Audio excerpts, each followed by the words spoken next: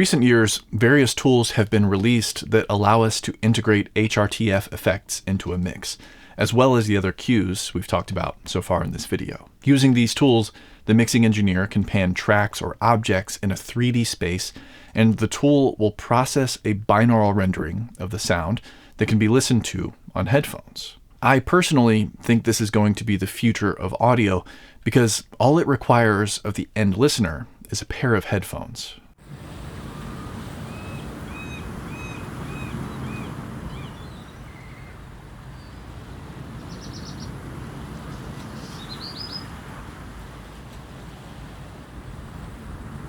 But there are a few challenges that audio developers will need to overcome before that's a reality. For one, the results are best when the processor can compensate for the unique frequency response of the headphones being used. This is why we often see proprietary mixing and monitoring tools that are meant to be used with specific headphones, such as Sony VME for select Sony headphones and Neumann Rhyme for use with select Neumann headphones. The second obstacle is determining which system the user is listening to so that the correct mix can be delivered without inconveniencing the consumer. Addressing this problem is one of the primary promises of object-based adaptive protocols like Dolby Atmos and Sony 360 Reality. These systems would ideally identify the system a listener is using and deliver the appropriate mix, i.e. stereo for a stereo setup, immersive for an immersive speaker setup, and binaural for headphones. However, in my opinion, this promise is yet to be fulfilled in a way that is convenient enough to be used properly on a large scale with casual listeners. The final problem I want to mention has to do with the HRTF profile itself.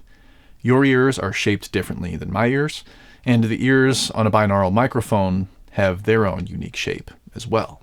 Over the course of our lives, our brains learn to localize sounds based on our very unique HRTF, which might be subtly or drastically different from the generic HRTFs used in the various binaural renderers and binaural panners. That's why you may not have scored as well in the virtual binaural microphone test that you took earlier in the video, compared to how you might have scored if you took the test in person with your own outer ears.